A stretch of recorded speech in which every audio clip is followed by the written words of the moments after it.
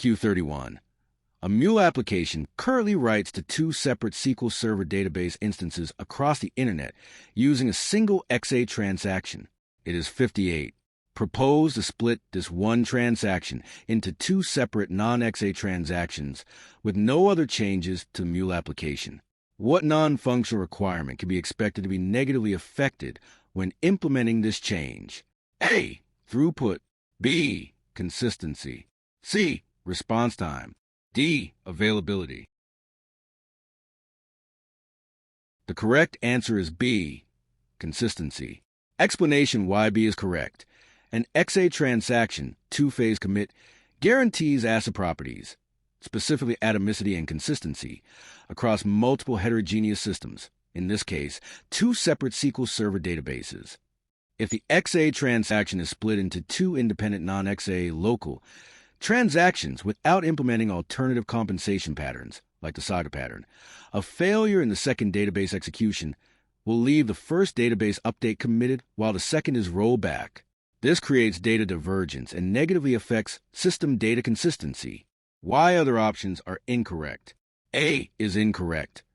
Removing XA transactions eliminates two-phase commit overhead, blocking locks, prepare/commit phases, which typically increases overall system throughput rather than negatively affecting it.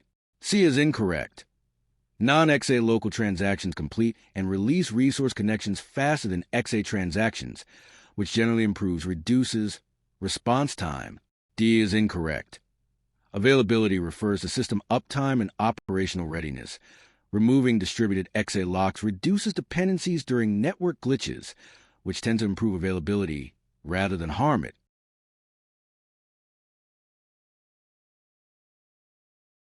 Q32. A developer needs to discover which API specifications have been created within the organization before starting a new project. Which Anypoint platform component can a developer use to find and try out the currently released API? Specifications? A. Anypoint Exchange. B. Runtime Manager. C. API Manager. D. Object Store. The correct answer is A. Anypoint Exchange. Explanation. Why A is correct. Anypoint Exchange acts as the enterprise repository and catalog for APIs, connectors, rule sets, fragments, and templates. It provides discovery capabilities along with an interactive API console and mocking service that allows developers to discover existing API specifications and interactively test, try out API requests and responses before writing code. Why B is incorrect. Runtime Manager is used to manage and deploy Mule applications to CloudHub or customer-hosted runtimes, as well as to view runtime logs and metrics. Why C is incorrect. API Manager handles governance, SLA tiers, policies, and client management for APIs, but it does not serve as the public catalog for discovering and interactively testing specs. Why D is incorrect. Object Store is a key-value storage service used by Mule applications at runtime to persist state, tokens, or cache data.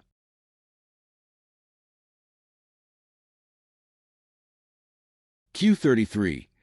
Which of the below requirements prevent the usage of Anypoint MQ in a company's network? Choose two answers. A. Single message payload can be up to 15 megabytes. B. Payloads must be encrypted. C. The message broker must be hosted on premises. D. Support for point-to-point messaging. E. Ability for a third party outside the company's network to consume events from the queue. The correct answers are A. Single message payload can be up to 15 megabytes, and C. The message broker must be hosted on premises. Explanation. Why A is correct. Anypoint MQ strictly limits individual message payloads to a maximum of 10 megabytes. It cannot support 15 megabyte single message payloads without custom chunking mechanisms. Why C is correct. Anypoint MQ is a multi-tenant, cloud-hosted SaaS messaging service managed directly by MuleSoft in the Anypoint platform control plane. It cannot be hosted on premises, though on-premises Mule runtimes can connect to in the cloud via HTTPS/REST. Why other options are incorrect. B is incorrect. Anypoint MQ natively supports payload encryption at rest using AES 256, PBE with MD5/ES or ES encryption, depending on configuration. That D is incorrect. Point-to-point messaging via standard queues is a primary, core feature of Anypoint MQ. E is incorrect. External third parties can consume events or publish messages to Anypoint MQ over public HTTPS endpoints using the Anypoint MQ REST API or connected app client credentials.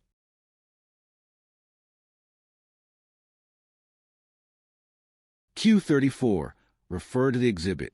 One of the backend systems invoked by an API implementation enforces rate limits on the number of requests a particular client can make. Both the backend system and the API implementation are deployed to several non-production environments in addition to production. Rate limiting of the backend system applies to all non-production environments. The production environment, however, does not have any rate limiting. What is the most effective approach to conduct performance tests of the API implementation in a staging non-production environment? A. Create a mocking service that replicates the backend system's production performance characteristics. Then configure the API implementation to use the mocking service and conduct the performance tests. B. Use MUnit to simulate standard responses from the backend system, then conduct performance tests to identify other bottlenecks in the system. C. Include logic within the API implementation that bypasses invocations of the backend system in a performance test situation. Instead, invoking local stubs that replicate typical backend system responses, then conduct performance tests using this API implementation. D. Conduct scaled-down performance tests in the staging environment against a rate-limited backend system, then upscale performance results to full production scale. The correct answer is A. Create a mocking service that replicates the backend system's production performance characteristics. Then configure the API implementation to use the mocking service and conduct the performance tests. Explanation: why A is correct. Performance testing requires measuring the throughput, latency, and resource utilization of the API implementation itself under full production level load. Since the staging backend system enforces rate limits that would artificially cap traffic and fail performance tests, replacing the backend in the staging environment with a high-throughput mocking service or wire mock server that matches production latency/behavior isolates the API implementation and allows full-scale performance testing without being blocked by backend rate limits.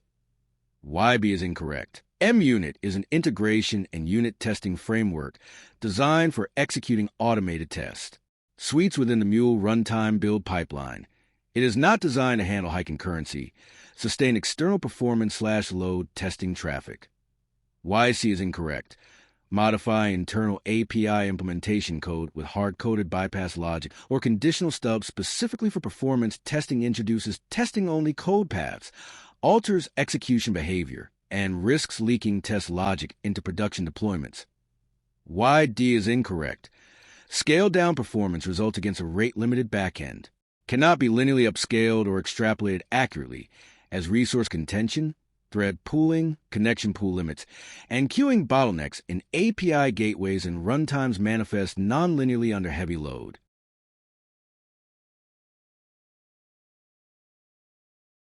Q35. An organization has strict unit test requirement that mandate every Mule application must have an MUnit test suite with a test case defined for each flow and a minimum test coverage of 80%.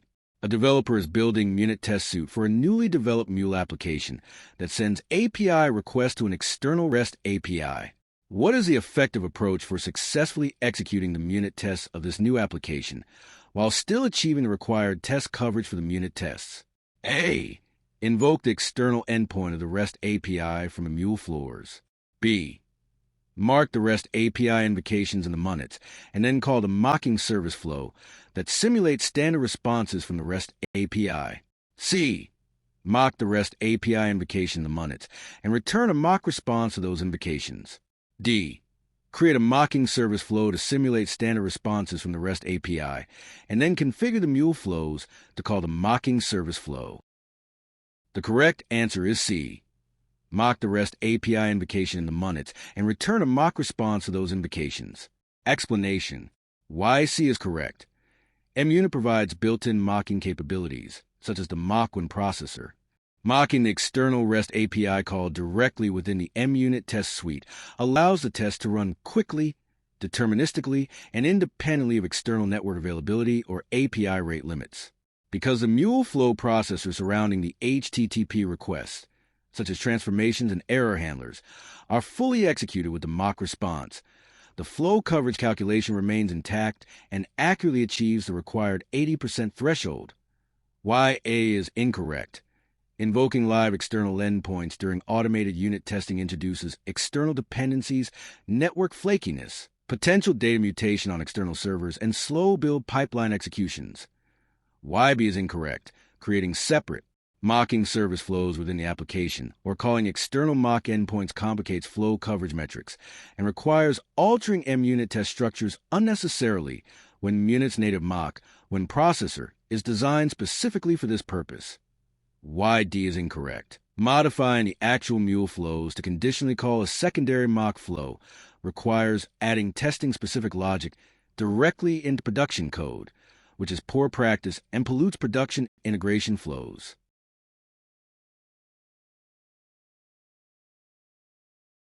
Q36. Refer to the exhibit. A business process involves the receipt of a file from an external vendor over SFTP. The file needs to be parsed, and its content processed, validated, and ultimately persisted to a database. The delivery mechanism is expected to change in the future as more vendors send similar files using other mechanisms such as file transfer or HTTP post. What is the most effective way to design for these requirements in order to minimize the impact of future change? A. Use a MuleSoft scattergather and a MuleSoft batch job to handle the different files coming from different sources. B. Create a process API to receive the file and process it using a MuleSoft batch job while delegating the data save process to a system API. C. Create an API that receives the file and invokes a process API with the data contained in the file, then have the process API process the data using a MuleSoft batch job and other system APIs as needed. D. Use a composite data source so files can be retrieved from various sources and delivered to a MuleSoft batch job for processing. The correct answer is C. Create an API that receives the file and invokes a process API with the data contained in the file, then have the process API process the data using a MuleSoft batch job and other system APIs as needed. Explanation. Why C is correct. Following MuleSoft's API-led connectivity approach, the ingestion mechanism SFTP, HTTP post, or local file storage should be decoupled from the core business logic.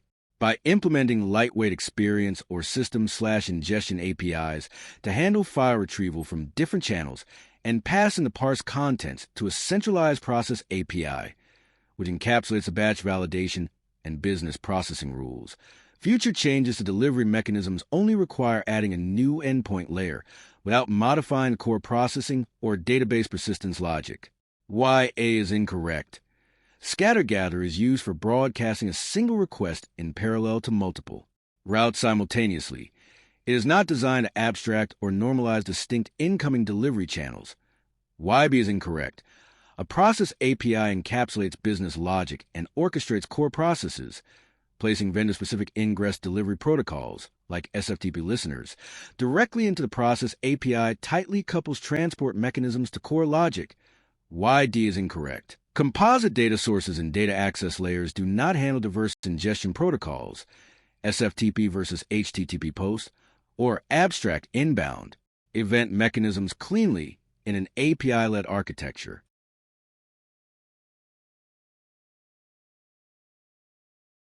Q37. According to MuleSoft's API development best practices, which type of API development approach starts with writing and approving an API contract? A. Implement first. B. Catalyst. C. Agile. D. Design first. The correct answer is D. Design first. Explanation. Why D is correct. The design first approach is a core pillar of MuleSoft's API development methodology. It emphasizes creating, reviewing, and getting stakeholder approval on an API specification, such as RML or OAuth contract, in Anypoint Design Center before writing any implementation code. This ensures alignment on business requirements, enables early mocking/testing, and promotes reusability. YA is incorrect. The implement first or code first approach starts by writing the application code and underlying business logic first, generating the API specification or documentation after fact. YB is incorrect. MuleSoft Catalyst is an overall delivery methodology and framework containing best practices, assets, and playbooks for driving business transformation, not an API. Specification coding approach. YC is incorrect. Agile is a broad software development lifecycle and project management methodology, not an API design specification model.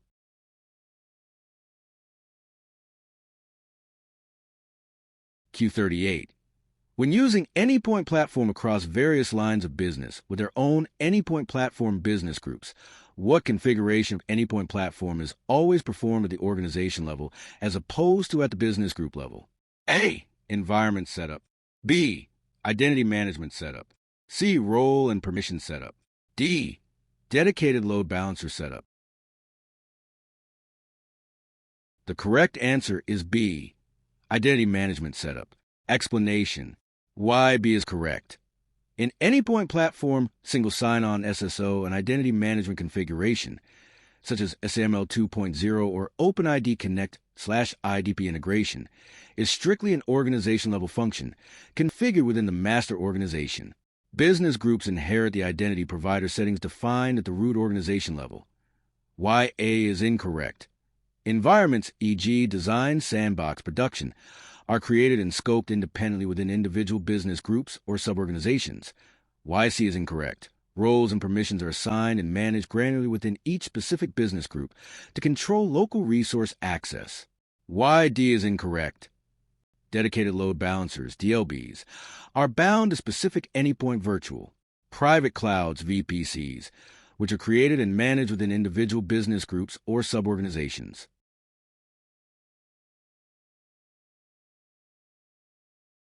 Q39. Refer to the exhibit.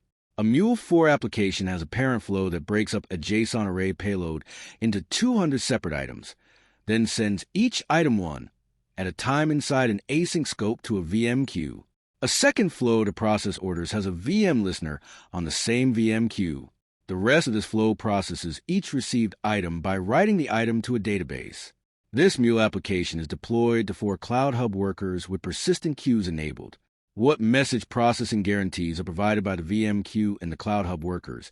And how are VM messages routed among the CloudHub workers for each invocation of the parent flow under normal operating conditions where all the CloudHub workers remain online? A. Each item VM message is processed at most once by one CloudHub worker.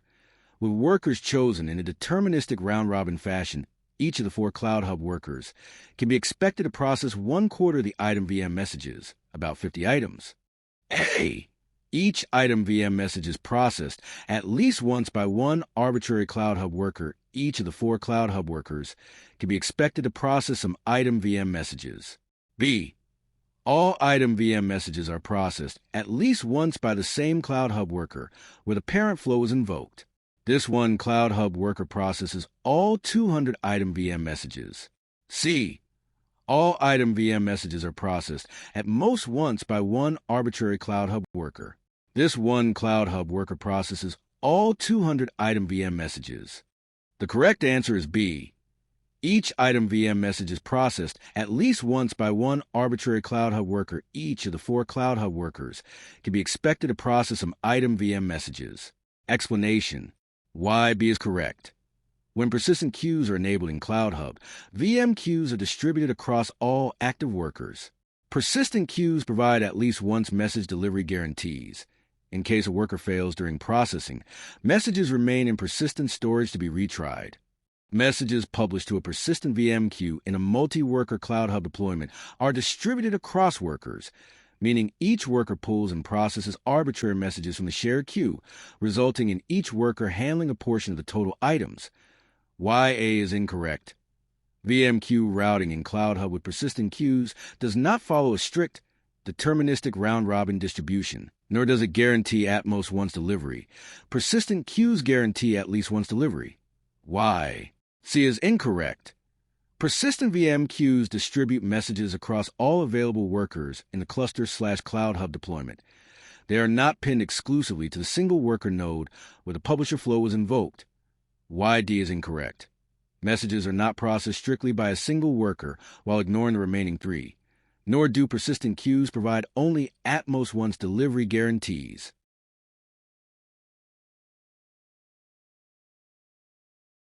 Q40. An organization is successfully using API-led connectivity, however, as the application network grows.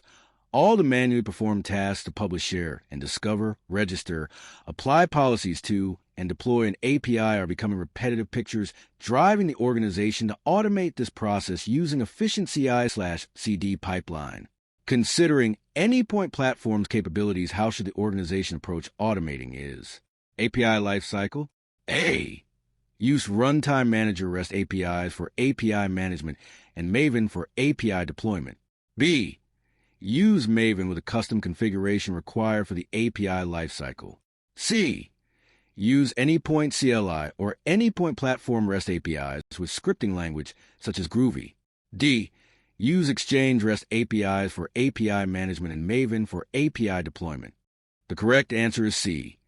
Use Anypoint CLI or Anypoint Platform REST APIs with scripting language such as Groovy. Explanation: why C is correct. The full API lifecycle in Anypoint platform involves tasks across multiple services, including publishing to Exchange, registering/applying policies in API Manager, and managing runtime deployments. While the Mule Maven plugin handles application building and deployment, automating broad administrative and management tasks, like registering APIs, applying policies, managing client applications, and configuring environments across the entire platform lifecycle is best achieved using the Anypoint CLI, or directly calling the Anypoint Platform REST APIs wrapped in automation/scripting pipelines, such as Groovy, Bash, or Python scripts within CI/CD tools like Jenkins, GitHub Actions, or Azure DevOps. Why A is incorrect. Runtime Manager REST APIs only handle application deployment and monitoring. They do not support API contract publishing, exchange, or policy enforcement/API registration, API Manager. YB is incorrect. Mule Maven plugin is specifically designed for building, packaging, and deploying Mule application binaries to runtimes. It does not natively manage gateway policies, API contracts, or client registrations. YD is incorrect. Exchange REST APIs alone only handle asset publishing and discovery, missing out on API Manager governance/policies and environment-level administrative capabilities required for a complete CI/CD lifecycle pipeline.